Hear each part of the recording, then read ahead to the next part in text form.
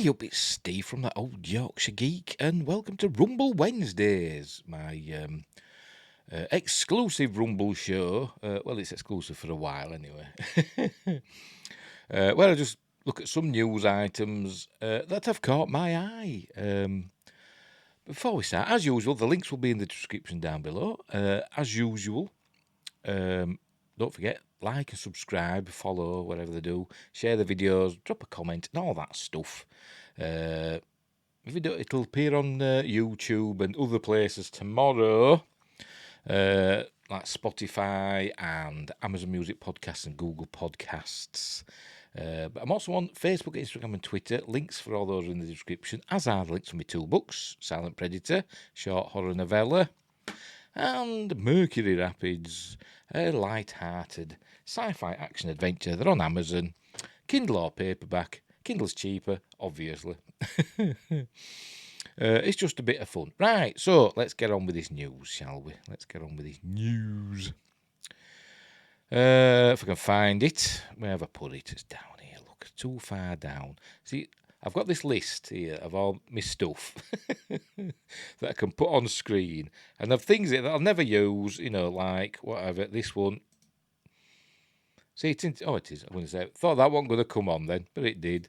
And what else? A subscribe one as well. Let's have a subscribe one. I know that's for YouTube, but, what the heck. And I keep forgetting to use them. But they're there, just taking up space on my list of stuff. Right, here we go. I thought that wasn't going to come on then. Right, first up from Deadline, House of the Dragon to get shorter Season 2 as HBO series eyes Season 3 green light. Now then, I'm going to have to move this over, aren't I? There we go. And there's a shot from, I presume, Season 1. Right, exclusive to Deadline. The upcoming second season of HBO's House of the Dragon will consist of 8 episodes, 2 fewer than Season 1 of the Critics' Choice Award-winning Game of Thrones prequel. It is part of a long-term plan for the show, which includes HBO mulling a green light for a third season, I have learned. The I being Nelly Andreeva. Apologies if I'm mispronouncing your name, Nelly. She's the co-editor-in-chief of TV for Deadline.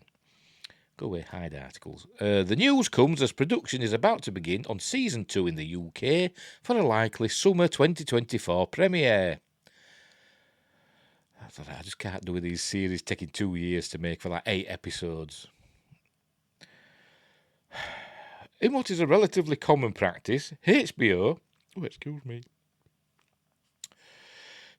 did not reveal. I've just eaten a load of homemade pizza and it's sitting heavy and not fresh either, reheated. But anyway, HBO did not reveal the episode order in the Season 2 renewal announcement last summer. I hear the initial plan was for another 10-episode arc, which eventually changed, leading to some script rewrites. By the way, I was going to do this live, but then I found that I couldn't do it live to Rumble unless I joined either like StreamYards or Streamlabs. I know there's other streaming services available, but I kind of know StreamYards and Streamlabs. But I'd have to go to their premium package, and I'm tight, and I'm not going to pay like £20 a month or $20 a month or whatever it is, just for the privilege of doing it live. Anyway, so there, because I'm a tight Yorkshireman. Where were we? And I'm going to say something else as well. Why don't they have a cheaper package? That's what I want to know. They should have one for like $5 a month, where you get less obviously, but you can stream to multiple places, like YouTube, Rumble, whatever, Twitch, etc. Right, anyway, given the leadership change at HBO's parent company, some pointed at Warner Brothers Discovery leadership's focus on cost-cutting. An HBO spokesperson who confirmed to Deadline that Season 2 will contain 8 episodes stressed that the episode count trim was story-driven. It has been reported that House of the Dragon's creative team had envisioned the series running for 3 or 4 seasons. I hear executive producer / showrunner Ryan Condal, or is it Condal? I don't know. Working with author executive producer George R.R. Martin, finish your book. took a step back as season 2 was being put together to take a big picture view of the series, which follows Martin's Fire and Blood, which I've still not read. I bought it because I loved House of the Dragon season 1. So I bought the book, and I still haven't read it. Same with Game of Thrones. I got the, I think I got them on Kindle, the Song of Ice and Fire. It is Ice and Fire, isn't it? Song of Ice and Fire. I still haven't, well, I started reading it, and then actually, you know what? I didn't like it. It was a bit of a grind for me. But anyway, I like stories that flow, and Song of Ice and Fire. Game of Thrones didn't flow for me. Anyway, and figure out the overall narrative flow, including how to break up the story season to season and what battles to include and when. As part of that, I hear season 3 has been mapped out and might be green-lighted. Is it green-lighted or green-lit? With HBO seriously considering committing to moving ahead with scripts, casting and a production plan, as the network is trying to think long-term instead of season to season. With a portion of the plot originally intended for season 2, including a major battle, moving to season 3, I hear it is more likely that the series would run for 4 seasons, but that has not been determined as Condell and Martin continue to go back and forth on the number of seasons, 3 or 4, that would be optimal to tell the full story, sources said. I've gone too far. There we go. In an October blog post, Martin spoke of the fact that HBO series like The Sopranos... Princess is watching me, by the way. You see, she's there. Look, my cat. She's watching. Are you going into the wormhole, Princess? Yeah, you were. Sorry. Cat break there. In an October blog post, Martin spoke of the fact that HBO series like The Sopranos used to get 13 episodes a season. Remember when the series used to get like 24 episodes a season, or 20, sometimes up to 30? Sometimes. I mean, like season 1 of Star Trek. The original series were like, I don't know, 29 episodes or something. I don't know, I can't remember. Maybe 27, I can't remember. But 13 episodes a season, which had changed to 10 by the time Game of Thrones came along. The Emmy-winning fantasy juggernaut produced 6 10-episode seasons, leading into the final 13-episode chapter that was split into 2. By the way, I've never seen The Sopranos.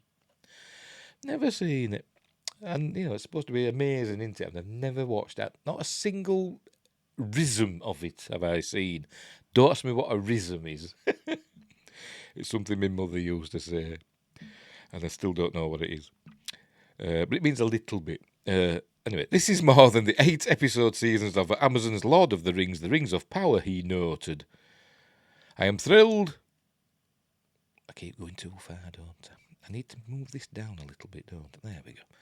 Where are we? I am thrilled that we still have 10 hours every season to tell our tale, Martin said about House of the Dragon. I hope that will continue to be true. It is going to take 4 full seasons of 10 episodes each to do justice to the Dance of the Dragons from start to finish. House of the Dragon is set 172 years before the events of Game of Thrones and tells the story of House Targaryen. Warner Brothers Discovery's new regime embraced the series last summer, supporting the $200 million production with the biggest marketing campaign in HBO's history, which reached 130 million people in the United States by company estimates. It led to a big ratings splash for the series' August 21st premiere, which was followed by a Season 2 renewal a few days later. House of the Dragon stars Paddy Considine, who should get some sort of Emmy or some sort of award for his portrayal, because he were amazing. Oh, a lot of them were in the series. It were really good. Matt Smith, Olivia Cook, Emma Darcy, Stephen Toussaint, I don't know, Eve Best, Fabian Frankel, Sonoya Mitsuno, and Rhys Ifans. Condell and Martin, executive produced with Sarah Hess, blah, blah, blah, blah, and all that stuff. All that's Deadline always has that at the end of their articles, doesn't it? The numbers and the people and who they're represented by and all that stuff. So there you go. A shorter season 2, and they're looking for a season 3. I'm sure it'll happen. It will happen. But there we go. Right. Another one here. This is from Variety. Marvel's big mess, Victoria Alonso's contentious exit, presents a rare public drama for the studio. From box office disappointment of Quantumania or Quadrophenia as I call it, to assault allegations against star Jonathan Majors, Marvel Studios is facing one crisis after another. And there she is. Apparently she's a woman of colour. I don't know how they work that out. I mean, yeah, she's Argentinian, but that doesn't make you a woman of colour, a person of colour being Argentinian. It's like calling a Spanish person a person of colour, isn't it, basically? I don't understand. Along with old glassy-eyed Kevin Feige there, Mike Mercury from Supercar, that's what he reminds me of. Anyway, right, off we go. Since 2008, Marvel Studios... Oh, what am I doing? I meant to move that over a little bit. There we go. Since 2008, Marvel Studios has been the very model of a modern mini studio. It is the very model of a modern mini studio. Sorry, that got me giddy. Chief Executive Officer Kevin Feige and his small stable of executives. I wonder if I listen to this article. Click that, listen to this article. I wonder if it'll sing that. But it don't. Chief Creative Officer Kevin Feige and his small stable of executives have reliably delivered an unbroken string of global blockbusters to theatres and, starting in 2021, smash TV shows for Disney+. And they've done so while keeping virtually all of their behind-the-scenes drama from spilling over into public view. You tell that to Gina Carano, but that wasn't Marvel, that was Lucasfilm, wasn't it? Which is a different kettle of fish. It took just a week for that impeccable reputation to all but collapse when Disney, Marvel's parent company, fired Feige's most high-profile lieutenant, or as we say here, lieutenant. I don't know why. I don't know why we pronounce it lieutenant. There's an F in there, is there? There isn't even a G or a H where you can get a F. English, eh? We invented a mental language. Victoria Alonso, after 17 years with the company, most recently as the president of physical, post-production, visual effects and animation. She's always been a huge part of Marvel. Former Marvel Studios executive Jeremy Latcham, Guardians of the Galaxy, told Variety on March 26th, "I was very surprised to see the news. I hope that all gets worked out, that everyone ends up friends. It's a great group of people that have always been really kind to each other. Hopefully it doesn't turn into a thing." He sounds like a nice chap, doesn't he? Alas, it already has. Sources at Disney say Alonso was fired over her decision to moonlight for Amazon Studios as a producer of the Oscar-nominated international film Argentina 1985, without notifying the company's management audit organisation, a committee that approves extracurricular business activities. For example, Disney film executive Sean Bailey got its approval to invest in Terramana. Dwayne Johnson's pizza again. Dwayne Johnson's tequila company. I ain't got a drink for myself either. Never mind. And I'm recording this as live, so I may disappear, and because I'm not going to edit it, because I can't be bothered. I'm just going to record it and upload the bugger. So there. So anyway, things became untenable, though these sources say, after Alonso continued to promote Argentina 1985 during awards season, despite signing an amended employment agreement expressly forbidding her from doing so. What you up to? Oh, I could just hear you moving about. Alonso's attorney, Patty Glazer, calls this contention absolutely ridiculous and counters that the executive was terminated when she refused to do something she believed was reprehensible, though what that was remains unclear. But apparently it's come out that she wanted, she didn't want, Disney asked her to remove certain pride flags or pride posters that were in the background. I think it were in Quantumania. They were in the background so that the film could be released in certain Middle Eastern countries, where that sort of thing is against the law in those countries. And she refused. So Disney had to go like another way around. And I don't know how they couldn't just, get their people to do it. Why did it have to? They had to go to another company, apparently, to have these posters, edited out, digitally removed, I suppose. And so that's what happened. So that were reprehensible, according to Victoria Alonso, woman of colour. Representative for Marvel and Alonso declined to comment for this story, adding to the acrimony is Alonso's contention that she was silenced after a speech at the 2022 GLAAD Awards in which the executive, who is openly gay, called out Disney's then CEO Bob Chapek by name for his treatment of Florida's Don't Say Gay bill. By the way, it's called the Parental Rights Bill, not the Don't Say Gay bill. While Alonso did sit for several interviews in the months following her speech, she doesn't appear to have done any press for Black Panther Wakanda Forever, the studio's first major awards season contender since the original Black Panther, outside of the film's red carpet premiere, where she briefly spoke with Variety and other outlets. The prevailing theme of the press Alonso has done recently is her passionate belief in broadening representation at Marvel, which makes her acrimonious departure from Disney that much more notable. She's arguably the film industry's most prominent Latino executive, making a point of aligning herself with organisations at the intersection of the communities she represents, such as Reframe, the initiative founded and led by Women in Film, and the Sundance Institute to promote diversity on film sets and in executive suites. Anytime we call Victoria and ask for something, whether in her official capacity at Marvel or to participate as a mentor, she always said yes, says Women in Film CEO Kirsten Schaffer, describing Alonso as having had a profound impact on gender equity in the business. Her willingness to engage and stand up for women and other underrepresented people is unparalleled. There are very few people who do what she does. Likewise, GLAAD President and CEO Sarah Kate Ellis hails Alonso as a pioneer in the entertainment industry who advocated for the inclusion of LGBTQ people, women and people of colour, both on camera and behind the scenes. Her visibility I don't understand why she's classed as a person of colour, as a woman of colour. I don't get it. Her visibility as a top industry executive continues to call attention to the urgent need to grow diversity among leadership in studios and networks, Ellis says. Ben Lopez, who worked with Alonso when he was executive director at the National Association of Latino Independent Producers, says he wasn't surprised that Alonso used her industry clout to champion Argentina for 1985, a project about the trial of the military hunters that ruled her birthplace. It is consistent with her ethos, which is to make sure that she's always speaking for the unrepresented, for the people that can't speak for themselves, he says. I really look forward to seeing where she lands next.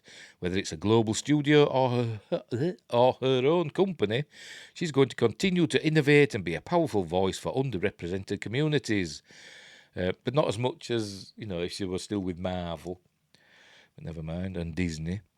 While industry text message chains and Slack conversations have been swarming with speculation about what happened, what's Slack? I don't know. Is that like Zoom? I've no idea. About what happened and where Alonso will land next, there hasn't been a significant public uproar. I think people are nervous to rock the boat, one veteran producer speaking to Variety on the condition of anonymity surmises. Nobody wants to upset Disney. Another industry leader questioned what impact Alonso's exit could have on her forthcoming memoir, which was originally set to be published by Disney's Hyperion Avenue imprint in May.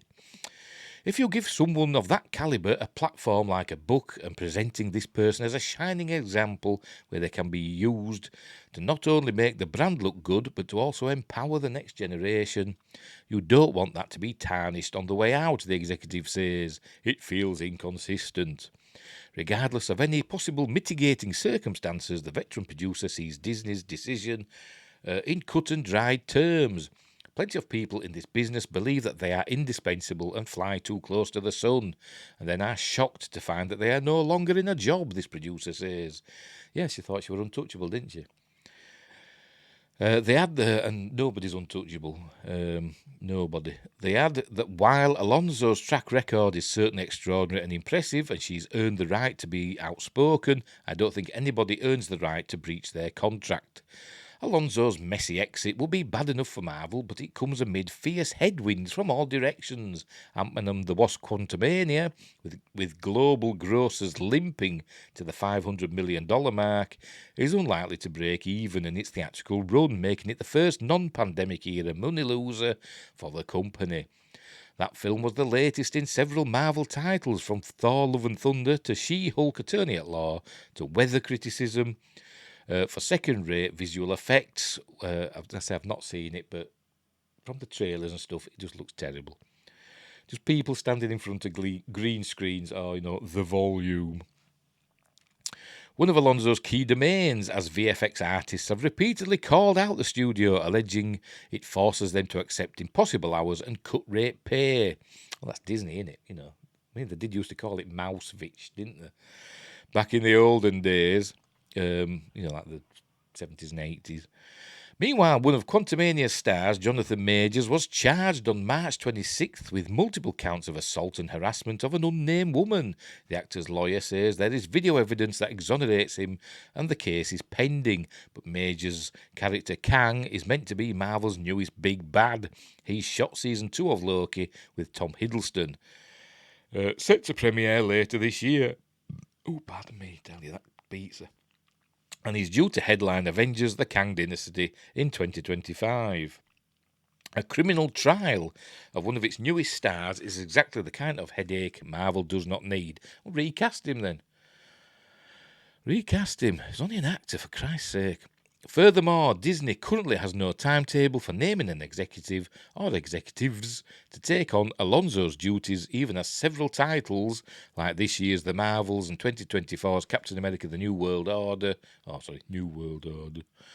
work their way through the Marvel pipeline. You stop making noises back there, eh? What you doing? Yes, what you doing?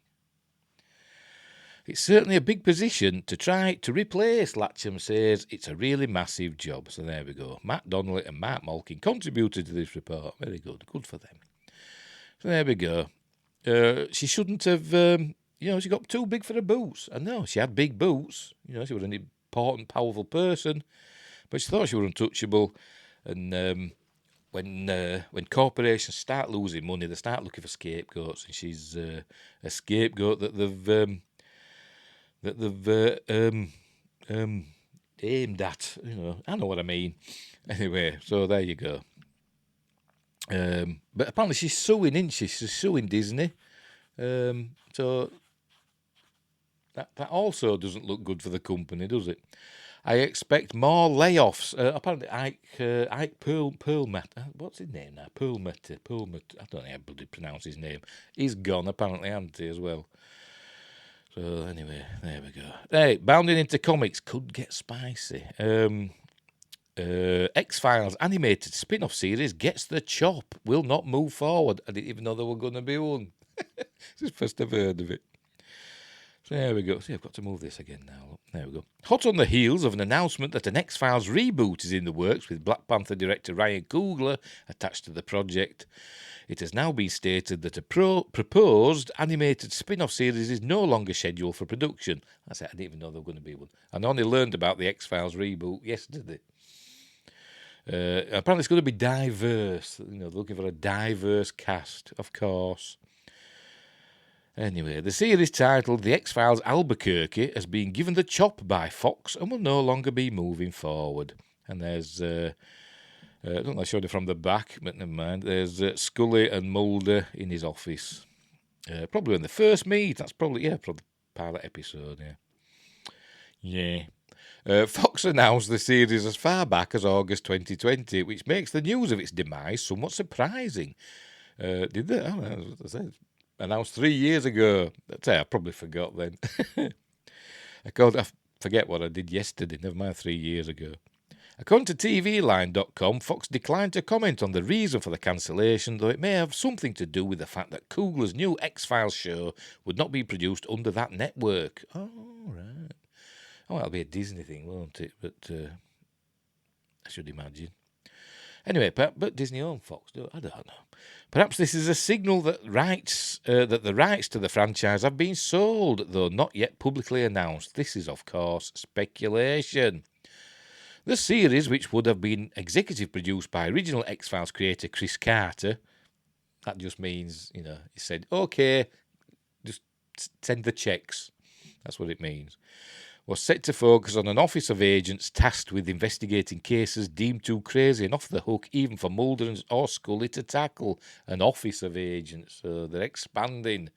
Not just a basement, Scully's basement office with no heat or windows, as he described it. Got an office of agents. Which probably mean it'll be a little bit like Fringe, probably. That started out as like, kind of an X-Files rip-off, didn't it? Anyway, the series was also designed to be a comedy. Oh, for God's sake. In the same... we're on about the animated one now, aren't we? I'm getting mixed up now.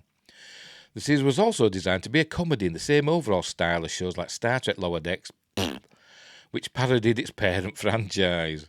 Paradise PD writers Rocky Russo and Jeremy Sasenko were originally on board to write the pilot episode and stick with the show through its run. Animation studio Bento Box, Bob's Burgers, Harold and Kumar Central Park was scheduled to handle all art and animation. The original X-Files show ran from 1993 to 2002 and included 2 full-length feature films. First one I enjoyed, the second one was a bit bab, innit? In 1998 and 2008, the series went on the back burner for years until it was revived in 2016 and later in 2018. I don't think I've seen the last 2 seasons of the reboot, or maybe just the last season. I thought the first season, when it was restarted, and it was okay, but I never got around to catching up with all the others. I'll have to look. Are they on Disney Plus? The Star version of Disney Plus. I don't know. I'll have to have a look. Where were we? Those 2 seasons left the story... Oh, just 2, right. So I didn't see the 2018 season then. Those 2 seasons left the story wide open with nothing in the way of actual closure. Well, that's the X-Files, isn't it? The departure of star Gillian Anderson from the series has left the overall X-Files story in a state of perpetual limbo with no wrap-up in sight. We'll just recast, or just somebody else. When David Duchovny left for the last couple of seasons of X-Files, they just got Robert Patrick in, didn't they? And, I forgot her name. And the other one, Doggett and Reyes. God, what's her name now? I can't remember the name of the actress. I do apologise to her if she's watching. I don't think she is. Her, anyway. So they just had them, didn't they? With Scully sort of like there in the background. Offering support, and advice. And becoming the believer for some reason. Anyway, the internal shake-ups at the heart of the X-Files franchise suggest the series... Annabeth Gish just came to me. Suggests the series is essentially dead in its current form, which means it has been relegated to the proverbial nostalgia museum. What started out as a quirky, eerie and endearing series surrounding the mysteries of the paranormal has since morphed into a confusing and jumbled mess, where the large-scale conspiracy narrative was turned inwards on its main characters. We're on about actual X-Files now, because it did get a bit daft, didn't it? I mean, we're all into this, Mulder looking for his sister and alien abductions and stuff like that, and greys and all this. But then it started getting into the black goo and alien bounty hunters and all that. And I thought, it's getting a bit daft now, isn't it? What are you up to? Me? Are you looking? Are you on telly? Look, you're there, look. Can you see yourself there? Who's that there? She's looking. She's gorgeous. Anyway, with Albuquerque now officially wearing cement boots, there's no path left for the X-Files aside from Ryan Coogler's reboot, which is sure to be a hollowed-out imposter of the original show. Oh, I forgot we're on Bounding into Comics. Meanwhile, Mulder and Scully will be remembered for a 2-season revival that ended with total ambiguity. I'm going to have to catch up with that second season. Damning their fates to the disappointed imaginations of millions of previously adoring fans. And there's Fluke Man, one of the great episodes of the original X-Files. It's amazing how quickly franchises can fly off the rails and end up in the parking lot. Yes, it is. Anyway, so there we go. A series I didn't even know were going to happen isn't happening. And I'm not sure I'm looking forward to the Ryan Coogler version of the X-Files, but we'll see. You never know, it might be good. It might be good. Right, let's move on. Right, we'll do this next. Where are we? There we go. See if I want to move that over now. Why aren't I at the top of that page? I don't know. There you go. Anyway, if you watched The Mandalorian this week, it was called The Pirates. You may have noticed that Zeb was in it from... There he is, look. Zeb from Star Wars Rebels, he were in it. So this is a little story about it. Who is Zeb in Star Wars? So that's the first time we've seen him in live action. I don't know if it was I don't know if it was CG. Oh, you can see him there. Look, or a puppet. Or it's a mask that's enhanced by CG. I don't know, but it looked pretty good, I must admit. Anyway, The Mandalorian just delivered another standout episode. No, it didn't. Actually, I'm going to have to make this a bit smaller, aren't I? Because it's not fitting on the screen. Or will it just squeeze on if I just move that over a bit? There we go, it will, yes. There we go. Where are we? The Mandalorian just delivered another standout episode full of new revelations, twists, and epic Mando fight scenes. It were okay. I've done a review, by the way, of this and The Bad Batch, which is, immeasurably better than The Mandalorian. I've just done a review, a quick, what I call my flash reviews. They're my YouTube shorts. I know we're on, but they're on Rumble as well. But Rumble don't have shorts, do they? So it's just there on Rumble. And like I said, 45-second reviews. And I give this week's episode a 7 out of 10, which isn't a bad score, but like I said, it was just okay. But it's not very good, really. It looks nice, but the story is a bit, like a kid's written it. I say that every week, but it is.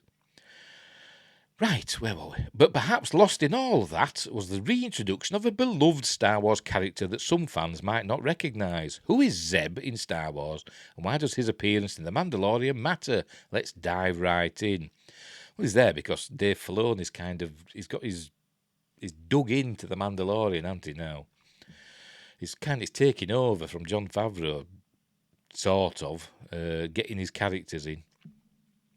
Anyway, Season 3, Episode 5 brings back New Republic Ranger Carson Teever, who receives a distress call from Navarro. Navarro. For God's sake. This is from Inverse, by the way. You mean Navarro, not Navarro. That sends him down a curious rabbit hole, but when we first see Carson, he's throwing one back at a cantina on Adelphi, a far-flung planet where New Republic pilots seem to congregate. And there he is. That's Carson Teever. And Zeb. Is it Zeb? I mean, it might be. I don't know. I didn't check the credits, you see. So if it says his name's Zeb in the credits, then fair enough. But it could be just another... I can't remember what his species is. Although there's not supposed to be many of them left, is there? If any, I don't know. Right, Carson expresses concern over the message and says he'll call Coruscant for support. He didn't only call Coruscant, he went there. But another pilot, who happens to be a big purple alien, points out that the New Republic has a backlog of similar requests and will probably ignore him. That other pilot, none other than Garazeb Zeb Aurelios, a popular character from Star Wars Rebels, voiced by Steve Blum. It should be noted that Blum's voice isn't who reprises the role in The Mandalorian, so they changed his voice. Right. That's all we see of Zeb for now, but the character has a rich backstory in Star Wars canon. I'm going to say something, I forgot what it was now. Anyway, never mind. It must have been a lie, and there he is in Star Wars Rebels. Oh, that's what I'm going to say. His appearance is actually based on the original designs for Chewbacca in... way back in 1970, in the mid-70s, when they were getting ready to do Star Wars. Set shortly after the events of Star Wars Episode 3, Revenge of the Sith, the animated series Rebels followed a rebel cell in the early days of the rebellion. Before joining the group, Zeb was a captain of the honor guard of his homeworld, Lasat. However, when the Empire destroyed his planet, he became one of the last of his people and sought out revenge. Throughout Rebels, Zeb participated in many raids against the Empire. He fought everyone from Darth Vader and Darth Maul to Admiral Thrawn and managed to survive, which is not something all the main characters in Rebels can say. When the Rebel Alliance officially formed, Zeb was reluctant to join, but he eventually did and helped overthrow the Empire. He also later helped prove that some Imperial remnants were still out there. After Rebels, it was unclear what happened to Zeb, but now we finally know. The question is, what comes next? What's next for Zeb in Star Wars? And there he is again. You stop making your noises. Where are you going? When you get off there? If you're going to go there then. Oh, she's a cheeky. Anyway, when it comes to the Mandoverse, it's hard to predict much. Lucasfilm's planned Rangers of the New Republic show was cancelled. Actually, when I was watching this episode, and it showed the Rangers and stuff, this cast and whatever, I was thinking, this is like what Rangers of the New Republic would have probably been like. Thanks, Kathy, and your bloody knee-jerk reactions. And, the Twitter mob. God, I hate them. Anyway, right, well. New Republic show was cancelled, and some of its stories seem to be showing up in The Mandalorian Season 3 instead. It seems likely Zeb would have played a major role on that show if given the chance, but we doubt he'll get much more screen time on The Mandalorian. Then again, there's one obvious place where Zeb could show up next, Ahsoka. The upcoming series is set to reunite several Rebels characters, namely Sabine Wren and Ahsoka Tano, in the search for their lost compatriot Ezra Bridger. Zeb would fit right into that plot line, while also giving him a chance to explain why he decided to become a pilot for the New Republic. But in the meantime, it's just nice to know that Garazeb Zeb Aurelios is out there somewhere keeping the galaxy safe, or just having a few drinks with his co-workers. There we go. So that was, it was nice to see. I mean, I did recognise when he came on. To be honest, I couldn't remember his name. I was like, oh, it's him from Rebels, but I couldn't remember his name because I'm an idiot. But there we go. So, will he appear again? I don't know. I imagine he's quite expensive to put on screen with all that animation. But let's move on. Let's stay with Star Wars. Here we go. I've done it again, look. Right, Star Wars The Bad Batch, Season 3, release date, story, and everything we know. The Bad Batch dropped 2 episodes, and apparently it's the season finale. I didn't even know. When I did my review, I gave it a 9 out of 10. Excellent 2-part episode. But apparently it's the season finale. So it ended on the cliffhanger. Right, so the season finale of Star Wars The Bad Batch has major implications for Season 3. Here's everything we know about Season 3 and when it will air. Warning, this article contains spoilers for Star Wars The Bad Batch Season 2, Episodes 15 and 16. There's a review for those on Rumble and YouTube as well. Flash reviews again. Star Wars The Bad Batch Season 3 seems an inevitability. Although no details have yet been disclosed, set during the dark times of the Empire's reign, Star Wars The Bad Batch is focused on a group of mutant clone troopers who played a key role in the Clone Wars. Their genetic mutations meant they were largely unaffected by Order 66's inhibitor chips, ensuring they remain sympathetic heroes in the animated Disney Plus TV show. Star Wars The Bad Batch increasingly feels like a continuation of Star Wars The Clone Wars, with Clone Force 99 unwittingly stumbling into Imperial plans for the entire clone army. Season 2 ended with a dramatic cliffhanger, like I just said. Clearly intended to set up Season 3, here's all that can be known to date. Right, and there they are. That's from episode, 15 or 16. It's where they're in a cable car, and it's all dramatic. Right. Again, warning, there's going to be spoilers. One of them dies. He seems to die. He falls anyway, a long way, and his goggles, that's a clue, recovered. But maybe he's not dead, I don't know. We'll see what happens. Lucasfilm has not officially confirmed that Star Wars The Bad Batch has been renewed for a 3rd season. It's possible news will be announced at Star Wars Celebration 2023. Yeah, I think they're saving it for that. Which will host a panel dedicated to The Bad Batch on Monday, April the 10th. Oh, it's not long off. Several cast and crew will be present, including Supervising Director Brad Rao and actors D. Bradley Baker, The Bad Batch, and Michelle Ang, Omega. Take your pick. This will be a perfect opportunity to announce a 3rd season. And there is Omega. Even though nothing has been revealed for The Bad Batch Season 3, the Season 2 finale set up several key elements for the future. The surviving members of The Bad Batch have sworn to rescue Omega. That's how I pronounce it, alright, Omega. Who has been captured by the Empire and is being held in a secret Imperial base at Mount Tantis. This will mean they will have to join the nascent Rebel Alliance, finally giving insight into its formation. Will they? I don't know. Meanwhile, the finale introduced a new sister for Omega. See, I'm changing the way I pronounce it myself now already. Omega. Imperial scientist Emery Carr. Star Wars The Bad Batch. I mean, she just said I'm your sister, but, you know, what does that mean? It just means she's a clone, another clone. I don't know. Star Wars The Bad Batch Season 3 is sure to explain her backstory in detail and how this relationship will affect Omega personally. New cast members are unlikely to be announced right away, but several members of the Bad Batch's main cast are certain to return for Season 3. By the way, in the episode, we had Orson Krennic appear in it with Ben Mendelsohn doing his voice, so there you go. But the Tarkin, the fellow who played Grand Moff Tarkin, he didn't sound a lot like Peter Cushing. No, he didn't. Occasionally, when he rolled his R's a little bit, he sounded a bit like him, but for the most part, it wasn't a very good impersonation. The most obvious is D. Bradley Baker, given that he voices every member of the Bad Batch, and does very well, because they've all got different voices, as well as all the other clone troopers. Michelle Ang's scheduled appearance at the Bad Batch's panel definitely confirms that she'll return for Season 3, especially given Omega's importance to Palpatine's cloning project. Other cast members who are sure to return include Rhea Perlman as Sid. Boo! Stephen Stanton as Admiral Tarkin, not a great impression.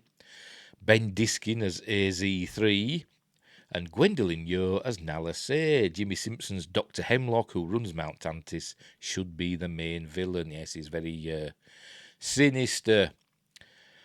The gap between Seasons 1 and 2 may indicate when viewers can expect to see Star Wars The Bad Batch Season 3. This was approximately 1 year and 5 months. Well, it's got a year and a half. And it wouldn't be a surprise to see a similar wait. Hopefully, more will be announced at Star Wars Celebration, because the cliffhanger, as well as clear ties to The Mandalorian,